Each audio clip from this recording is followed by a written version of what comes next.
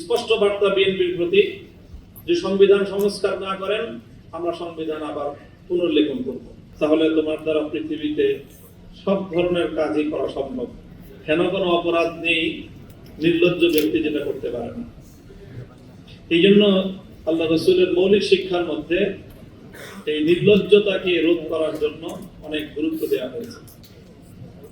এই কথাটা এই জন্য বলছি, আমি জানি না যে একটা রাষ্ট্রীয় দায়িত্বশীল বা যারা নির্বাচিত ব্যক্তিবর্গ, ক্ষমতাসীন মহল, তাদের মূল বা একেবারেই প্রতিনিধিত্বশীল চেয়ার থেকে যখন বলা হয় এই কথা, আমরা শুধু নির্বাচনটা আদায় করার জন্য এই জুলাই সনদে স্বাক্ষর করেছিলাম, আমরা শুধু নির্বাচনটুকু আদায় করার জন্য এতদিন ঐক্যমত্য কমিশনে গিয়েছিলাম। আমাদের তো আসলে ঐক্যমত্যেরও কোনো ইচ্ছা ছিল না, আমাদের সংস্কারও কোনো ইচ্ছা ছিল না, আমাদের তো শুধু ইচ্ছা ছিল যে কোনোভাবে নির্বাচন করে ক্ষমতায় যাওয়া।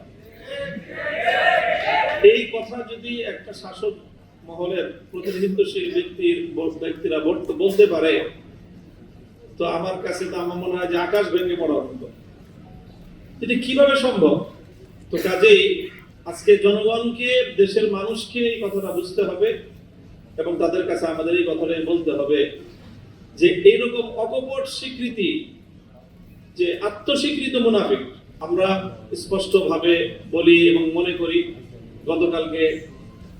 গতকালকে তো এবি পার্টির এখানে এই মঞ্চেই প্রতিষ্ঠা বার্ষিকী ছিল, সেখানে আমি সংক্ষেপে আমাদের যে বর্তমান আন্দোলন, গণভোটের রায়, জুলাই সনদ, সবকিছুকে কেন্দ্র করে আমি এই সব আমাদের দাবি দেওয়াকে সামারি করে 4টা পয়েন্টে বলেছিলাম যে আমরা সরকারের কাছ থেকে 4টি বিষয় চাই। প্রথম হলো যে আমরা সংবিধানের সংস্কার চাই, কোনো যদি কিন্তু ছাড়া। এই সংবিধানের সংশোধনীর এই ব্যাখ্যা ছাড়াই যেই সংস্কারের দাবি উঠেছে, যেই সংস্কারের কথা বিএনপি তার 31 দফা যে নির্বাচনী তার যে ইশতেহার ছিল সেখানেও সে ব্যক্ত করেছে, সেই সংস্কারটাই করতে হবে। অন্যথায় আমাদের বিরোধী দলীয় চিফ হুইপের ভাষায়, আজকে সভাপতির ভাষায়, তাহলে আমরাও আবার সেই সংবিধান পুনর্লিখন, নতুন করে রচনা করার পথে হাঁটব। এটা শুধু নাহিদ ইসলামের একার কথা নয়, এটা আমাদের সবার কথা। স্পষ্ট বার্তা বিএনপির প্রতি যে সংবিধান সংস্কার না করেন আমরা সংবিধান আবার পুনর্লেখন করব। বাংলাদেশের মানুষের যে অভিপ্রায়, বিপ্লবের যে অভিপ্রায়, সেটা হলো আমরা ক্ষমতার বিকেন্দ্রীকরণ চাই এবং আমরা ক্ষমতার মধ্যে একটা ভারসাম্য চাই। এই ক্ষমতার বিকেন্দ্রীকরণ এবং ভারসাম্য আনয়নের জন্যই প্রধানমন্ত্রীর হাত থেকে প্রায় 5টা গুরুত্বপূর্ণ নিয়োগের দায়িত্ব রাষ্ট্রপতির হাতে ন্যস্ত করার প্রস্তাবনা করা হয়েছে, জুলাই সনদের মধ্যে অন্তর্ভুক্ত করা হয়েছে। মানবাধিকার, তথ্য, আইন এই কমিশনগুলোর এবং বাংলাদেশ ব্যাংকের ও এনার্জি রেগুলেটরি কমিশনের এই জায়গাগুলোতে রাষ্ট্রপতির হাতে নিয়োগের দায়িত্ব অর্পণ করা হয়েছে। স্থানীয় সরকারকে স্বায়ত্ত শাসন দেওয়ার প্রস্তাবনা রয়েছে এবং বিচার বিভাগের যে সার্বিক যে স্বাধীনতা এবং স্বকীয়তা, সেটা বিচার বিভাগ এবং সুপ্রিম কোর্টের হাতে ন্যস্ত করা হয়েছে। এই প্রস্তাবনাগুলো বাস্তবায়নের মাধ্যমে আমরা মনে করি যে ক্ষমতার বিকেন্দ্রীকরণের যে আমাদের দীর্ঘদিনের যে দাবি, জনদাবি এবং ভারসাম্য প্রতিষ্ঠার যে একটা অভিপ্রায়, সেটা বাস্তবায়িত হবে। এটা হলো আমাদের দ্বিতীয়। তৃতীয় হলো আমরা রাষ্ট্রের মধ্যে দলীয়করণ এবং দুর্নীতিমুক্ত প্রশাসনিক কাঠামো চাই। কাজে এখানে পিএসসি, দুদক এবং মহাহিসাব রক্ষক সহ এই জাতীয় গুরুত্বপূর্ণ জায়গাগুলোতে নিয়োগের যে ব্যবস্থা বা নিয়োগের যে সিস্টেম, সেটা বাছাই কমিটির মাধ্যমে এই নিয়োগগুলোর ব্যবস্থা করতে হবে। দলীয়করণ এবং দুর্নীতিমুক্ত একটা সমাজ এবং একটা রাষ্ট্র আমরা গড়তে চাই। চতুর্থ হলো আমাদের নিরপেক্ষ এবং স্বচ্ছ একটা নির্বাচন চাই।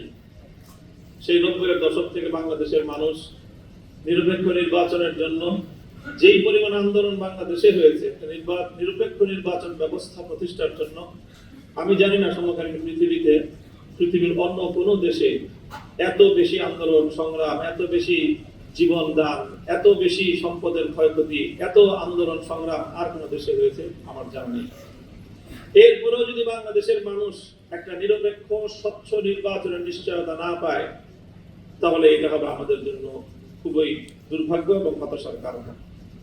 কাজেই সংবিধান সংস্কার, ক্ষমতার বিকেন্দ্রীকরণ, ভারসাম্য প্রতিষ্ঠা, দলীয়করণ ও দুর্নীতি মুক্ত প্রশাসনিক কাঠামো, নিরপেক্ষ স্বচ্ছ নির্বাচনের নিশ্চয়তা, এই চারটি মৌলিক বিষয় যে কোনো মূল্যে আমরা আদায় করে ছাড়বো, এই দৃঢ় প্রত্যয় আমাদের থাকবে। গতকাল এবি পার্টির প্রতিষ্ঠা বার্ষিকীতে বিএনপির নেতৃবৃন্দ উপস্থিত ছিলেন। তারা কেউ কেউ বলেছেন এমন যে আমরা এবার সংস্কার শুরু করি, 25% করি, 30% করি, তারপরে আবার আরেক সরকার এসে আরো 30% করবে, এভাবেই পূর্ণ হবে।